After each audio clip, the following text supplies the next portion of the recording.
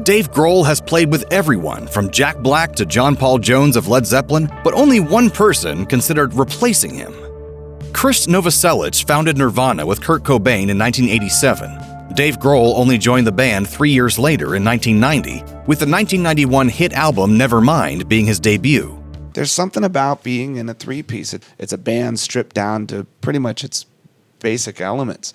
In an interview with Uncut, Novoselic described just how instant Grohl's connection with the rest of the band was. It flowed, it sounded good, it was immediate, it just fell into place. There was no awkwardness. Dave is such a good musician, he rose to the occasion, or we rose to him, whichever way it happened.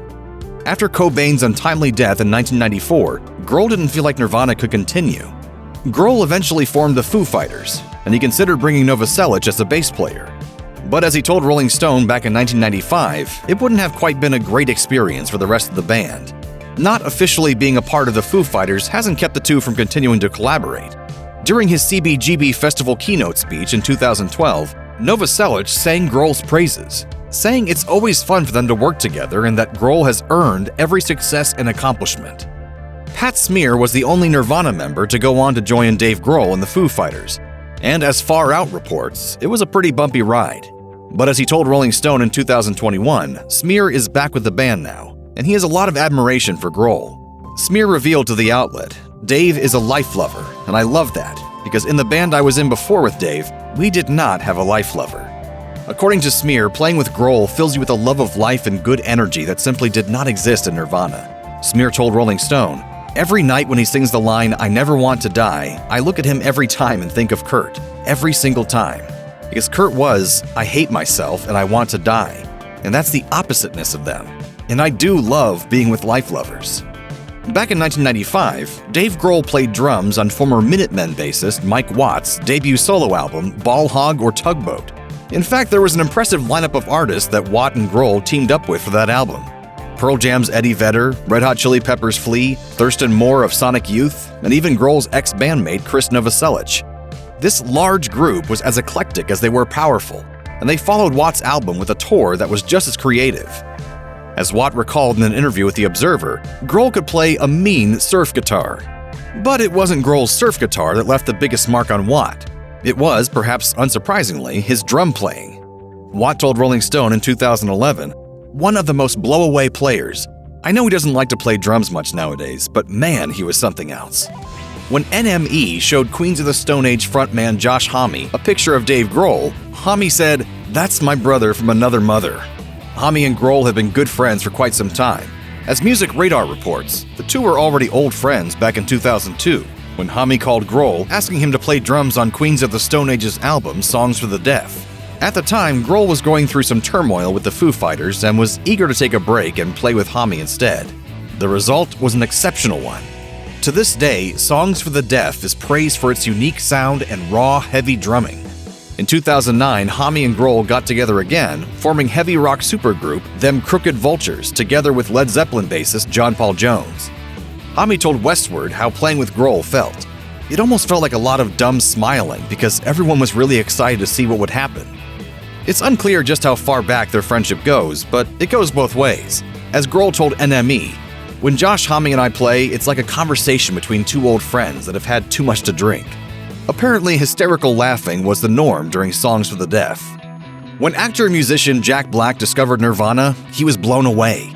Black confessed to Heavy Consequence, Nirvana simultaneously created a genre and destroyed a genre with one powerful album. Of course, Dave Grohl played the drums on the album and on the 1991 San Francisco show that Black attended. Black's first impression about Grohl lasts to this day. Black told Heavy Consequence, "There's no question, he's the best drummer alive right now. The thunder that came out of his kit was second to none." Then, in a pretty funny twist, it was Grohl who became a fan of Black's comedic metal group Tenacious D. In the early 1990s, Black remembers Grohl going backstage before Tenacious D's Viper Room gig and telling the band he was eager to see them play. When Tenacious D were preparing their first album, Black didn't really consider phoning Grohl simply because he thought he was too big a legend to play with them. Eventually, Black's producers convinced him, and Grohl ended up playing drums on all of Tenacious D's albums. He even starred as the devil on their tribute video. When Taylor Hawkins joined the Foo Fighters as their drummer, he did so half-heartedly. Dave Grohl was already a legendary drummer, How was he going to compete with that? Hawkins spoke to Rolling Stone in 2021 and recalled just how difficult his first years with the band were. When he saw Grohl play live with Queens of the Stone Age during their 2002 Songs for the Deaf tour, Hawkins thought, "There's the best drummer in the world again, and I'm the little dumb behind him that just does whatever I'm told and tries to play Everlong as good as him, and I can't." Of course, this wasn't what his other bandmates, including Grohl, thought of him. Grohl proved to be a great friend and mentor to Hawkins. When Hawkins had a breakdown and told Grohl he didn't think he could keep up with the pressure, Grohl gave him all the support he needed until he gained confidence again. Hawkins told Rolling Stone, "I did half the drums on it because he held my hand through it, like an older brother, best friend does. That's why we're here today." On November 23, 1991, Kurt Cobain spoke to Studio Brussels on the same day as their show in Ghent, which promoted their fresh Nevermind album. During the interview, Cobain was asked about the band's lineup, and he discussed having numerous fleeting drummers until hiring Dave Grohl in 1990. That's when things changed for Cobain. Cobain told the outlet, "This is the first time we've ever felt like a very definite unit. The band is finally complete because all the other drummers we had pretty much sucked."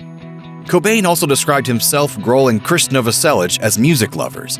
He told Studio Brussels that although he was the main songwriter in Nirvana, making their songs was a collective process. As the three of them played together, new ideas emerged and the songs took their final shape. Cobain spoke about his friendship with Grohl and Novoselic as being more valuable than their creative collaboration, telling Studio Brussels, "Sometimes that's the most appreciative time we have with music. It's just being together because we're good friends and we play music. Sometimes we just get drunk, we want to have fun." When Dave Grohl played with Them Crooked Vultures back in 2009, he played alongside Josh Homme of Queens of the Stone Age and legendary bass player John Paul Jones of Led Zeppelin. I thought, well, this could be a great opportunity to, actually jam with John Paul Jones. Just like Homme, Jones is known for his experimental, at times heavy metal sounds. But his rock star status doesn't mean he wasn't himself inspired by Grohl.